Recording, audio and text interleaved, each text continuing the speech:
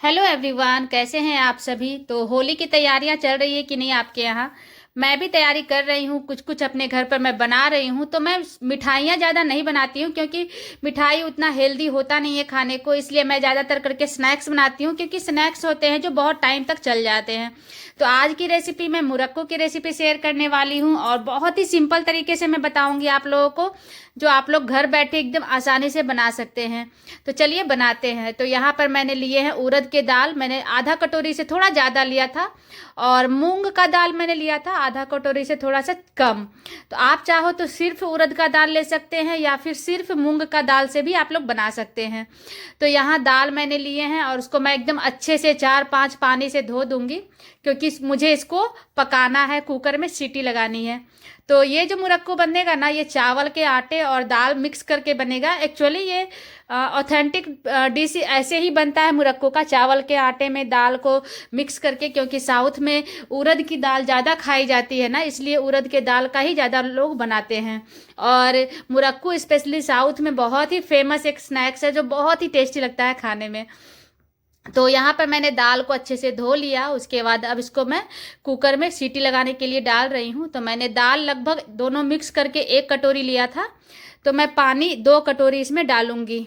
तो इसका जो सीटी लगा करके, मतलब पानी का क्वांटिटी दाल से दो डबल रखना है और 2-3 सीटी लगवा करके, मतलब अच्छे से गल जाए दाल, उतना सीटी लगा करके आपको इसको पका लेना है। इसमें और कुछ भी नहीं मिलाना है, बस दाल को आपको अच्छे से पका लेना है क्योंकि इस दाल को हमें आटे में मिलाना है।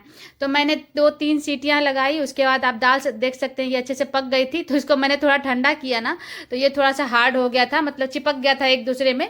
बट कोई बात नहीं, दाल पक चुकी थी। इसको अब हम लोग गूँथेंगे चावल के आटे में। तो दाल रेडी हो चुकी है और अब हम लोग चलिए बनाते हैं उसका आटा। तो यहाँ मैं चावल का आटा ले रही हूँ, लगभग मैंने 3 पाव लिए थे, मतलब 750 ग्राम के आसपास, मतलब 3 कटोरी मैंने भर भर के लिया था। और इसमें थोड़े बहुत मसाले मैं डालूंगी, जैसे कलौंजी मैंने डाला, थोड़ा सा अजवाइन डाला है और थोड़े बहुत ही मसाले जैसे नमक, हींग जाएंगे। और अभी मैंने काली मिर्च का पाउडर डाला है, थोड़ा सा चिली फ्लेक्स डाला है मैंने। और हींग तो मैंने बताया आपको, हींग जरूर डालना है इसमें। उसके बाद नमक डाल करके इसमें मैं थोड़ा सा तेल डालूंगी। तो तेल या घी या बटर आपके पास जो अवेलेबल है आप वो डाल सकते हैं। तो यहाँ पर 3-4 चम्मच मैंने तेल डाले हैं। उसके बाद इसको अच्छे से हाथों से एकदम मिला दूंगी मैं। तो चावल का जो ये बनता है ना, तो इतना क्रिस्पी हो जाता है ना चावल और दाल मिक्स होने के कारण।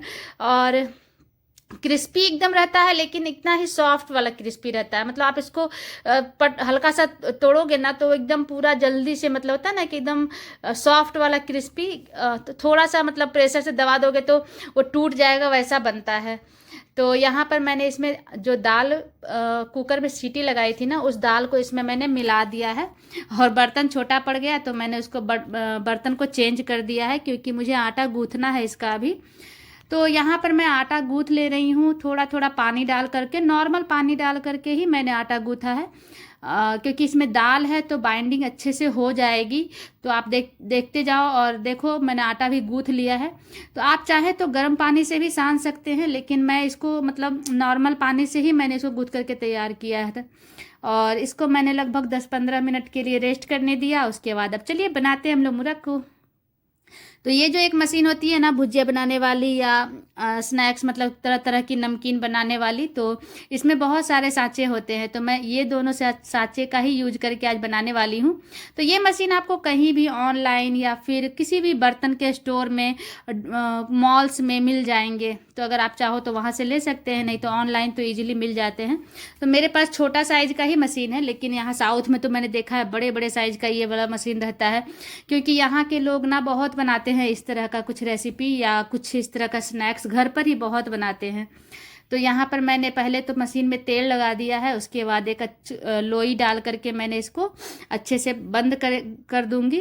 और ध्यान दे देना होता है कि मशीन में आप तेल ना लगा दें, नहीं तो फिसल जाता है। इसलिए आप आपका हाथ थोड़ा सा ड्राई करके ही लगाइएगा लॉक को, नहीं तो तेल लग जाने के कारण थोड़ा सा दिक्कत होता है मशीन को घुमाने चलाने में।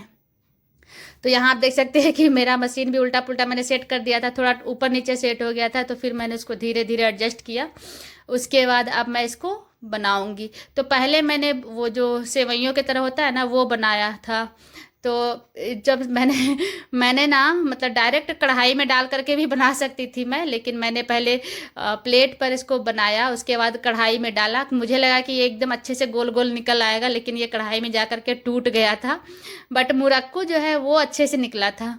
तो यहाँ पर इस तरह से मैं इसको पहले बना लूँगी और उसके बाद फिर मुरक्कू का मैं बनाऊँगी। तो ये जो था ये कढ़ाई में जा करके टूट गया था, बट कोई बात नहीं, भुजिया की तरह सेव की तरह रेडी हुआ था। तो ये भी बहुत ही अच्छा लगा था खाने में, बस ये गोल गोल शेप में नहीं था। नेक्स्ट टाइम मैं कभी बनाऊंगी ना तो इसको और थोड़ा प्रॉपर ढंग से दबा दबा करके गोल गोल शेप दे करके ही बनाऊंगी। बट कोई बात नहीं, चलिए इसको तो बना करके मैं छान लूँगी फटाक से। लेकिन मैं दिखाती हूँ आप लोगों को कि मैंने मुरक्को कैसे बनाया था, जो जो एक्चुअली मुझे बनाना था, और वो बहुत ही अच्छा से निकला था बन करके। तो यहाँ पर मैंने बना लिए हैं एक एक राउंड सेवइयों को, और उसको मैं डाल दूँगी। तो आप देख सकते हैं ये जो सेव भुजिया होता है ना, सेम उसी तरह का बना था इससे। तो यहाँ पर मैंने इसको डाल दिया। मुझे लगा गोल गोल निकलेगा, लेकिन निकला ही नहीं। लेकिन मैंने इसको फिर मिक्सचर के तरह सर्व किया था, मतलब मिक्सचर के तरह हम लोग खाए थे, तो वो भी उसके अच्छा बाद ही फिर लग रहा मैंने था इसको तो खाने में। छान लिया। उसके बाद फिर मैं मुरक्कू बनाने लगी, क्योंकि मैंने उसको बस एक राउंड ही बनाया, मुझे वो समझ में नहीं आया। तो मैंने ये, क्योंकि ये मुझे पता था कि ये अच्छे से बन जाएगा। तो आप देख सकते हैं कि मैं इसको प्लेट पर ही मतलब उसका लच्छी निकाल करके अच्छे से राउंड राउंड करके मैं इसको, बस आपको ध्यान देना होता है कि इसको आप बना लो, जलेबी की तरह शेप दे दो और उसको अच्छे से चिपका दो। मतलब स्टार्टिंग पॉइंट को और लास्ट पॉइंट को अच्छे से दबा करके चिपका दीजिएगा, तो ये बिल्कुल भी नहीं टूटता है। उसके बाद इसको इस तरह से बनाने के बाद ना इसको मीडियम लो फ्लेम पर फ्राई कर लीजिएगा। तो आज की जो रेसिपी मैंने आप लोगों को दिखाई ना, कभी कभी मुझसे भी ऐसा होता है कि कुछ अच्छे से नहीं निकल पाता है। लेकिन जैसे आज मैंने दो तरह की बनाए मुरक्कू, एक सेवइयों वाला और एक ये वाला। तो ये तो मुरक्कू बहुत अच्छे से निकलेगा, लेकिन वो वाला टूट गया था। तो कभी कभी ऐसा होता है कि हम लोग रेसिपी ट्राई करते हैं तो हम लोगों से भी कभी कभी गड़बड़ हो जाती है। तो लेकिन ऐसा नहीं है कि इसके कारण ट्राई करना ही बंद कर दे। तो अगर थोड़ा बहुत कुकिंग स्किल बढ़ाना चाहते हैं या कुकिंग स्किल डेवलप करना चाहते हैं तो गलतियों से सीख करके ही डेवलप होगी। तो आप देख सकते हैं कि ये मुरक्को मैंने अच्छे से बना लिया। उसको उसके बाद कढ़ाई में डाल करके सेम मतलब मीडियम लो फ्लेम पर मैंने कम से कम 7-8 मिनट कर करके सेक लिया, मतलब तेल में छान लिया। उसके बाद एकदम क्रिस्पी क्रिस्पी सा मुरक्को रेडी हो गया था।